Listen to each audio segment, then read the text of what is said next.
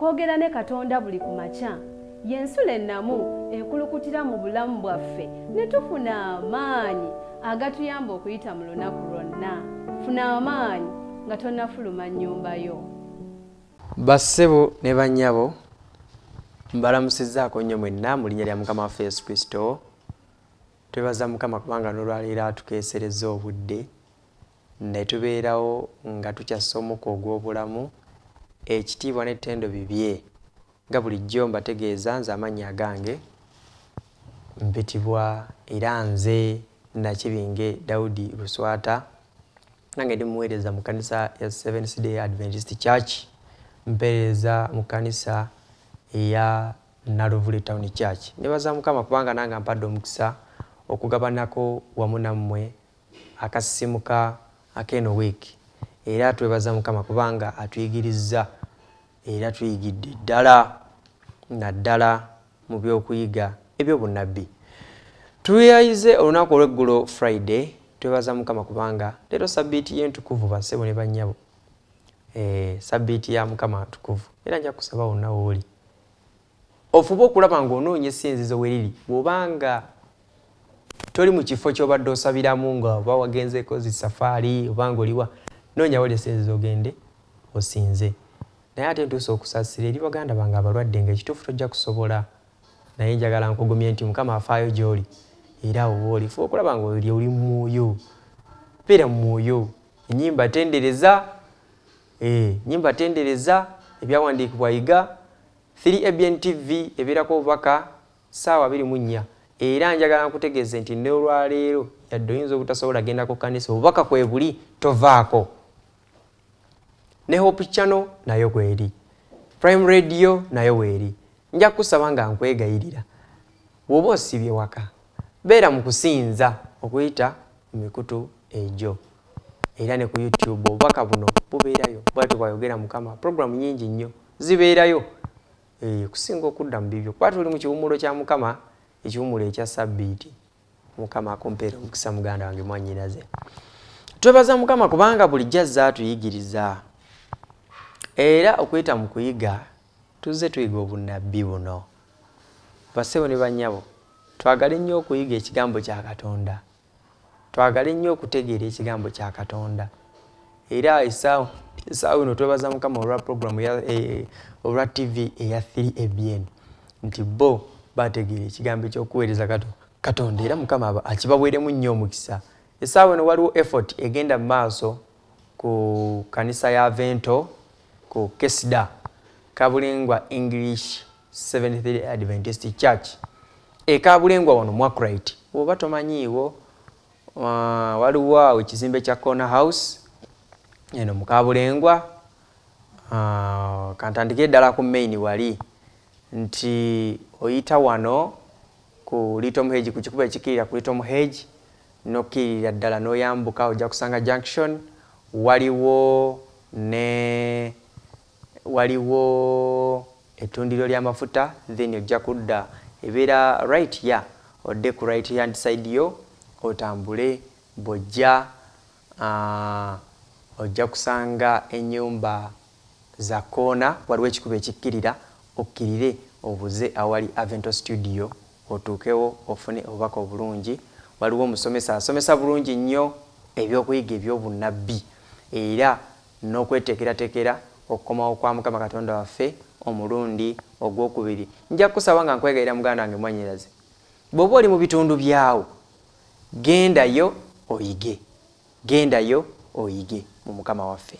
Bassebo ne bannyabo, tukomyewo eyo nvuddeyo, tukomyewo ku kyokuyiga kyaffe ekyakasimuka. Olunaku olw'eggulo twayize abajulirwa ababiri ekitundu ekyokubiri era ensonga nga nze wenjiga essatu oluusi Mukama ajja kunyamba nja kusussangawo, naye ensonga ziringa 4 oba 3 ku luno ze nayize. Ensonga esookera ddala y'ensonga nti omuti ogw'omuzayitooni gugumira ekyeya. Omukristaayo kikugwanira oyiga ekyeya. Ekyokuyiga ogumira ekyeya, ekyeya kye kiriwa kwe kuyiganyizibwa n'okubonaabona n'okuyiganyizibwa n'okuttibwa n'okwokebwa kwe tuyitamu ng'Abakristaayo. Kikugwanira ogume era onywere, onyweze okukkiriza ku Mukristo Yesu, osobole okuwangula okukemebwa okwo. Ensonga ey'okubiri nti tulina okugaba ekitangaala. Amafuta ge tulina tugakozese okugaba ekitangaala. Kiki muli kyentegeeza nti ekimu ku bigendererwa bya guno omuti omuzeyituuni kwe kugaba ekitangaala, era amafuta agavaamu gaakana okusinga amafuta amalala gonna. Kitegeeza nti nawe Omukristaayo amafuta g'olina galina okwaka gaakire abantu, obeere omumuli eri abantu bategeere ekigambo kya Katonda. Ensonga ey'okusatu gye nalabye nti nange ndi mujulirwa. Ensonga ey'okuna nti ekigambo kya Katonda yettabaaza nga bwe tuzze tuyiga, era bwe twalabye nti ekigambo kya Katonda mwe tuyita okumanya, okusaba n'okwetwalira Omwoyo Omutukuvu. Mukama tumwebaza kubanga yatuyigiriza bulungi nnyo. N'olunaku olw'olwaleero, sabbiiti ya leero nga 31 Meeyi, tugenda kulaba omutwe ogugamba nti omusango ogw'omuliro. Omusango ogw'omuliro. Katwebaze nga tugenda okutandika. Ekisaa kino okwagala ku Mukama birungi nnyo gye tuli, bulijjo zo tuyigiriza, n'olwaleero tukusaba otuyigirize, kwe kusaba kwange n'okwegayirira okuyita mu linnya eddungi erya Yesu Kristo Mukama waffe. Amiina. Agambye nti omusango ogw'omuliro. Olunyiriri olw'okujjukira lugamba nti era omuntu yenna bw'ayagalanga okubakola obubi, omuliro guva mu kamwa kaabwe. Omuliro guva mu kamwa kaabwe ne gwokya abalabe bammwe. Era omuntu yenna bw'ayagalanga okubakola obubi, bwe kityo kigwana ye okuttibwa. Kubikkulirwa 11 olunyiriri olw'okutaano. Kanduddemu nti era omuntu yenna bw'ayagalanga okubakola obubi, omuliro guva mu kamwa kaabwe ne gwokya abalabe bammwe. Era omuntu yenna bw'ayagalanga okubakola obubi, bwe kityo kigwana ye okuttibwa. Kubikkulirwa 11 olunyiriri olw'okutaano. Omunnyonnyozi yawandiise bw'ati,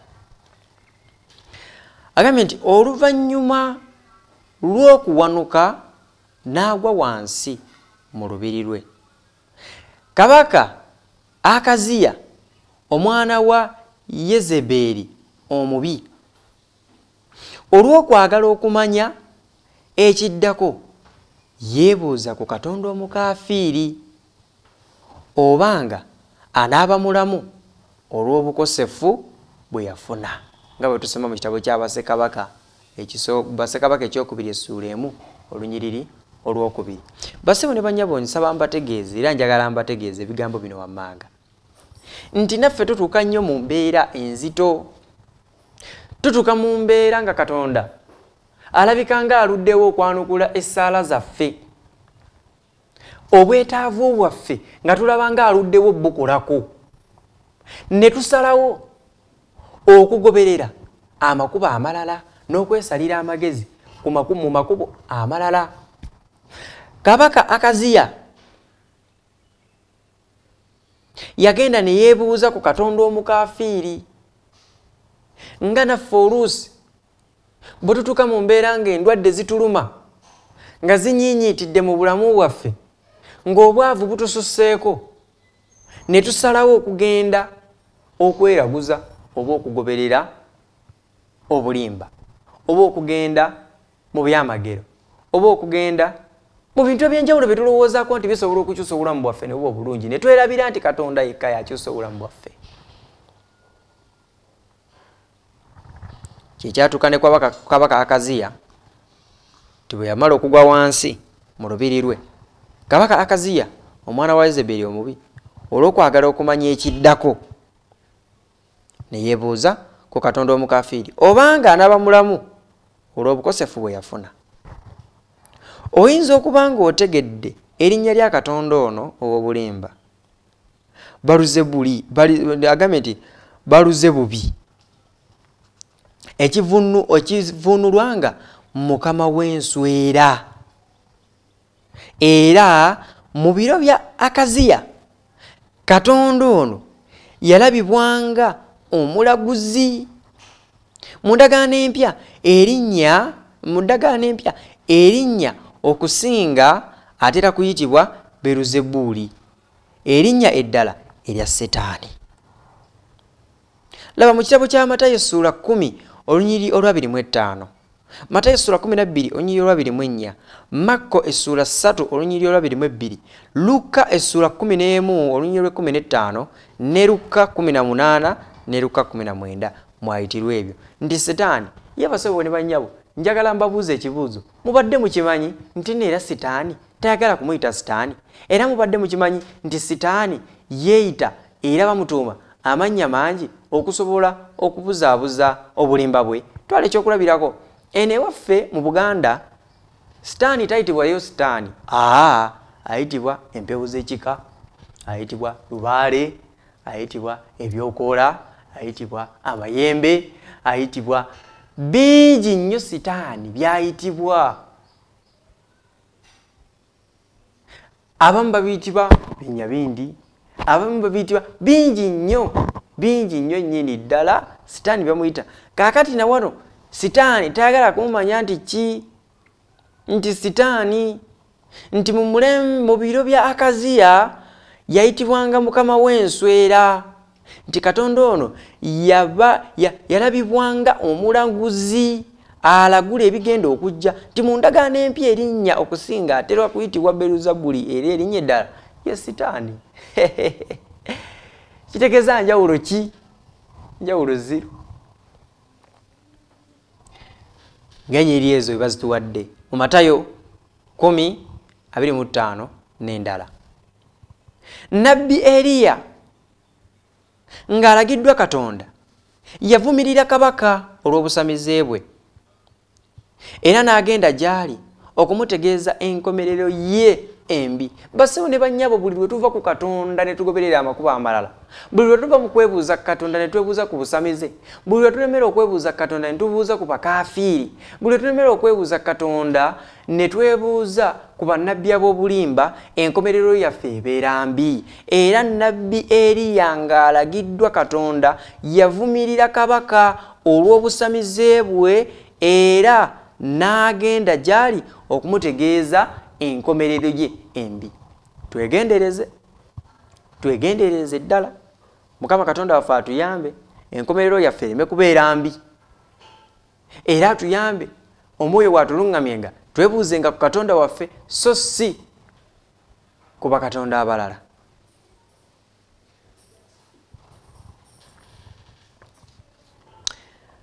Ayongera okunnyonnyola n'agamba nti Akaziya yali waakufa olw'obukosefu bwe yafuna kubanga yali yeegaanye Katonda.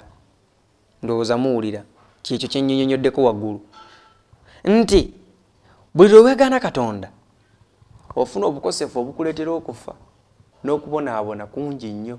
Weewaawo eyo gy'olaze oyinza okulabayo ng'emirembe. Twala ekyokulabirako ekitonotono ekirabwako. Omuntu ayinza okugamba nti muyinza okubeera babiri, gwe n'osalawo nti nze sijja genda mu kiduula oba ebbaala, kaŋŋende mu kusinza Katonda wange. Omulala munno gw'oli naye n'agamba nti nze kaŋŋende nyumirwe, byansi byakaseera buseera biggwaawo, kaŋŋende. Ogenda okulaba akomyewo afunye ecupa ki ku mutwe, ate mwattu ggweno okukusiza n'omwoyo gwe okuba oyize ku kigambo kyani? Ku kigambo kya Katonda. So basewo ne bannyabo twewalenga nnyo okuva ku Katonda waffe kubanga gye tulaga wabi ddala. Wabula omuntu anyweredde ku Katonda afunamu nnyo era Mukama amuwa n'omukisa omungi. Ebigambo ebyo bisangibwa mu kitabo kya Bassekabaka ekyokubiri essuula emu olunya olw'omukaaga. Eyo yekka agambye nti eyo yekka oyo agambye nti oyo yekka ensibuko y'obunnabbi obw'amazima mu kuwoolera eggwanga. Akaziya yaweereza abasirikale agambye nti yaweereza abasirikale okutuusa obulabe ku nnabbi emirundi ebiri. Ku buli mulundi Eriya n'alagira nti oba ndi musajja wa Katonda omuliro guve mu ggulu gwokye ggwe. Agambye nti omuliro guve mu ggulu gwokye ggwe n'abasajja bo abataano. tulabe verse 10 mu Bassekabaka ekyokubiri essula emu olw'ekkumi era olabe olunyiriri oluli mu olw'ekkumi era gwabookya. Bassebo ne bannyabo ono waliwo essuubi eddamu nti bw'onywerera ku Mukama ebizibu byonna nobimukwasa weewaawo n'otadduka Mukama Katonda akolera ku balabe bo, Mukama Katonda akolera ku bizibu byo. Naye obuzibu bwe tuli twagala nnyo okwebuuza ate nga ne bye twebuuzaako siba ne bye twebuuzaako tebalina kulungamya kwa Katonda ne balyoka batuteeka mu bunkenke. Naye wano tulaba nti Mukama Katonda ajja tuggyirawo ebizibu byaffe byo byonna era ajja kutuwa emirembe n'essanyu singa tusalawo okumugoberera mu butuufu n'okunyweza okukkiriza kwaffe mu ye. Kyava yongera okunnyonnyola nti omuliro gwava mu bbanga ne gwokya bano abasajja kubanga yagamba nti obanga ndi musajja wa Katonda. Kati muganda wange mwanyinaze gw'oli muntu wa Katonda nti esaala okukkiriza okwo okulina nti obanze Dawudi ndi musajja ndi mwana wa Katonda kino kiveewo. Tulina okunyweza okukkiriza kwaffe mu Katonda. Agambye nti guno gwe gwali omuliro ogwasalirwa abo abatanoonya Katonda mu Isirayiri okulagulwa eri ekigambo kye mu lunyiriri olw'16 ebyo mwe tubisanga. Kino kitulengeza mu ndagaano empya omuli obunnabbi obw'okusala omusango ogusembayo eri abo. Mu ngeri y'emu abatanoonya mu kigambo kya Katonda.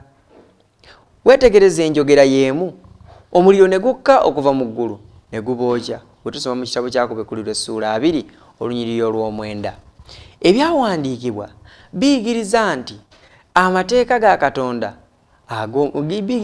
biyigiriza nti mateeka ga Katonda ag'omuliro. Bwe tusoma mu kyama eky'omu Mirembe essula 33 olunyiriri olw'okubiri era ge gatusalira omusango. Ekyo muganda wange mwannyinaze bw'obadde tokkiriza amateeka ga Katonda wano wenkusaba otandika okukkiriza amateeka ga Katonda kubanga tulisalirwa omusango n'amateeka ag'eddembe era amateeka gano ag'eddembe ge mateeka 10. Kyava gamba nti mateeka ga Katonda ag'omuliro ge gatusalira omusango. Wali osomye mu kitabo kya Yakobo okulaga nti gano amateeka ga ddembe. Katusomeyo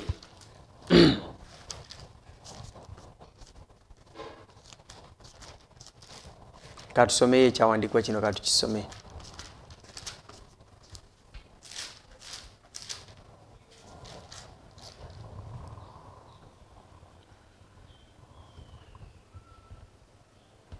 Yakobo essuula 2 olunyiriri olw'12 lugamba bwe luti nti mwogere era mukolenga bwe mutyo ng'abagenda okusalirwa omusango n'amateeka ag'eddembe.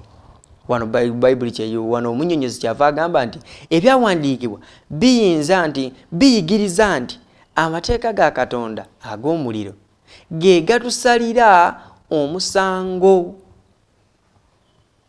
Nga bwe tugamanyi tottanga toyendanga kitabu niye kubasangamu ekitiibwa jjukira olunaku lwa Ssabbiiti okutukuzanga. Kale muganda wange gwe zikusanze nnyo atagenda kuuma lunaku lwa Mukama olwa Ssabbiiti. Zikusanze nnyo gwe agenda okwewala olunaku olwa Saturday nti si lunaku lwa kusinza oleme okuyingira mu kiwummulo kya Katonda kubanga eryo tteeka lya Mukama Katonda waffe likwatagana wakati wa muntu awamu ne Katonda waffe. Kikugwanira okukuŋŋaananga mukuŋŋaaniro okusinzanga Katonda wo nga bwe yali empisa ya Kristo. Bwe tusoma mu kitabo kya Luka essuula 4 olunyiriri 16 n'ennyiriri eziddako. Bayibuli yengera okunnyonnyola wano ng'ennyonnyola nti okufaanana n'omubaka wa Katonda mu ndagaano enkadde bwe yayogera ekigambo kya Katonda ng'alagula Akaziya, n'omubaka wa Katonda mu ndagaano empya Yokaana yakola ekitundu kye ekimu ng'alagula ebirituuka ku nsi eno mu maaso eyo. Okusala omusango kulibeerawo, ekyo kyo mateeka. Kankyogere bwe nti ekyo kyo mateeka. Okusala omusango kulibeerawo nga twasomye mu kitabo ky'Abakolisi ekyokubiri nti ffenna kitugwanira okulabisibwa ku lunaku Kristo lwalisalira omusango.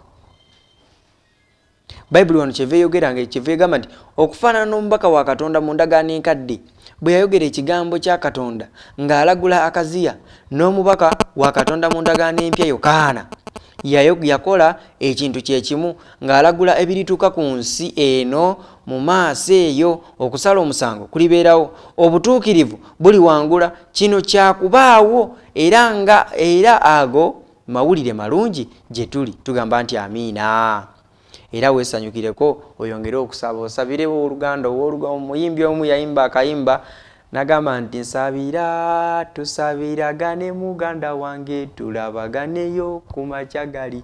Nti ffenna tusabiragane bassebo ne bannyabo, ffenna tusaanire okuweebwa ekirabo eky'omwoyo, ekirabo ekyokulya ku muti ogw'obulamu ate awamu n'okutuuka mu bwakabaka bwa Katonda. Kyava nnyonnyola nti kyakubaawo era ago mawulire malungi gye tuli. Ekibi tekiliwona.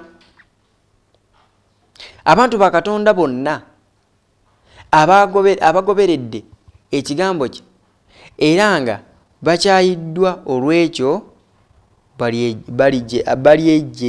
balyejerezebwa. Baseyo ne bannyabo, Bayibuli kyeva egamba nti oyo aleka ebibye ku lwange alikubisibwamu bingi emirundi 10 n'okusingawo. Mukama Katonda atusuubiza ebirabo bingi nnyo byagenda okutuwa singa tuba tuwangudde okukemebwa. Era mbasanga mbegayira tunyweze nnyo okukkiriza kwaffe mu Kristo Yesu Mukama waffe. Essaala eyo olwaleero gye nkusabira ng'ogenda ku kkanisa muganda wange mwannyinaze, naawe agenda okusigala ewaka, naawe awuliriza obubaka buno ng'obwagala. Egamba nti nkutendereza Mukama nti ekigambo kyo itabaaza eri ebigere byange, ekigambo kyo ekiva mu kamwako tekiridda gy'oli nga kyereere, naye kirikola ekyo ky'oyagala. Era agambye nti era kiriraba omukisa mu ekyo kye wakitumira. Ebigambo ebiri mu Isaaya 55 olunyiriri olw'11. Okwongera okuyiga tujja kuyiga mu Yeremiya essula 5 olunyiriri lwa 14, Danyeri essula 7 olunyiriri lwa 9, Danyeri essula 10 ne Bassekabaka ekyokubiri ne Bassessalonike ekyokubiri essula 2 olunyiriri olw'8. Basewo ne bannyabo, mbagaliza sabbiiti ennungi, mbagaliza emikisa gya Katonda, mbagaliza okubeera obumu, mbagaliza obulamu obulungi mu Mukama waffe. Katwebaze nga tumaliriza. Ekisa kino okwagala ku birungi nnyo gye tuli Mukama. Tukwebaza kubanga otuyigiriza, tukwebaza kubanga otulwedde, nate Mukama nga tugenda okusinza tukulembere emitego gy'omulabe Sitaani gituyisemu n'emirembe, tuse ku kkanisa nga tuli balamu era nga tuli balungi. Tubeere mu byonna okusaba kwange n'okwegayirira okuyita mu linnya eddungi erya Yesu Kristo Mukama waffe. Amiina, amiina. Mbagaliza sabbiiti ennungi, musibe bulungi, mweraba. Okwogera ne Katonda buli ku makya y'ensula ennamu ekulukutira mu bulamu bwaffe ne tufuna amaanyi agatuyamba okuyita mu lunaku lwonna. Funa amaanyi nga tonnafuluma nnyumba yo.